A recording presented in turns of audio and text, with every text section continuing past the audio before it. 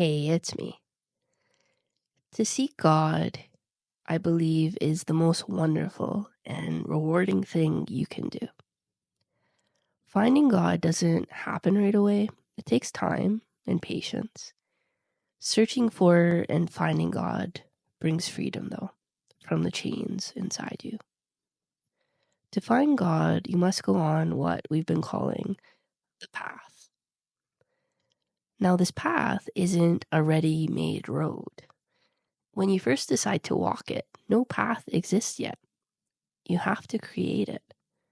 You're like a pioneer cutting through a wild jungle. You move slowly, step by step, clearing away tangled growth. In this inner wilderness, every thought, feeling, and action shapes what's inside your soul. This inner jungle, so to speak, isn't bad. It isn't evil. It's just full of confusion, errors, lack of self-understanding, and not following divine laws. All this creates a wilderness you must travel through with God as your North Star. Your inner stubbornness and biases create conflict in your soul and in your outer life. They're like the stones and high mountains you have to remove. You may notice that your faults are like the thick bushes, sometimes even poisonous plants, blocking your way. So instead of avoiding them, as you may have done in the past, face them head on. There may also be rivers to cross, like your uncontrolled emotions, uncontrolled simply because you don't understand where they come from or what they mean. There may be cliffs and hills to leap over that represent your fears of life, pain, and disappointment. To truly live, you must dare to jump into the unknown. And when you do, you find that what you feared wasn't real at all. This idea of a jungle is not just symbolic. These forms actually exist in more subtle ways. On the path, you face and work through all the difficulties inside yourself. The path is not easy. It's like climbing a long, steep mountain that's often dark. Sometimes, after a small victory, the sun will shine on you and you can rest for a little while in a calmer, brighter spot. Then you continue on again. And at the start, it often feels like you're just going in circles, seeing the same scenery over and over with no progress. But that's an illusion. You are moving forward. Only the path circles upward, like a spiral. So each time you complete a loop, you return to the same issues with a deeper understanding. All your faults, mistakes, and misunderstandings form like a one big vicious circle in your soul. And this circle is made up of separate faults that affect each other and cause a chain reaction. To break this circle or cycle, you must fully understand each fault that makes it up. You must go through them one by one, finding how they connect to each other until you see how one leads to another. You can't see the whole picture at once. Each time you go through the cycle of your faults, though, you learn something new and go a bit deeper. Eventually, you'll see the entire cycle clearly, and then you won't view your faults as random or separate. Repeating the cycle many times at first can seem and feel pointless, but it's not. Without doing this hard, careful work, you can't free yourself and reach the light. And over time, the circle turns into an upward spiral. Now, you may think you already know your faults. Yeah, maybe you know some, but I would suggest not all. And there's a big difference between knowing them on the surface and understanding them deep down. Can you see how your faults connect to your good qualities? Can you truly understand your fears, your insecurities, and troubles as results of these faults and how they stray from divine law? If not, you'll have to go around the spiral a few more times, each time learning more. By now, you know all your faults come from pride, self-will, and fear. We talked about this. It's important to see how each of your faults grows from one or more of these three main causes to find the common thread.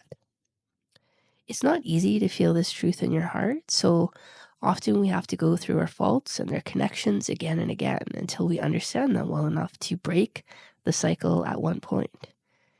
Each time you do a round, so to speak, and start again, you climb a little higher on the spiral. At first, you won't even notice the upward angle, but later on, you'll feel that each new start brings a richer understanding and you don't get discouraged.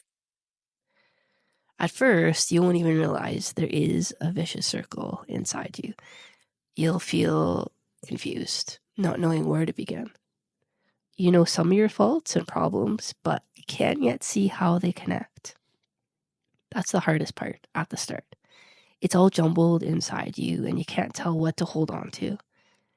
When you focus on one problem, other unrelated issues pop up, adding to the confusion. Self-discipline and perseverance and support will get you to the point where you finally see the full picture of the circle, how one fault causes another in a chain of reactions. When you reach the point where you understand it all clearly, you've reached a major milestone. So don't give up when it seems messy at first. Inside this big circle of faults, several main issues will stand out.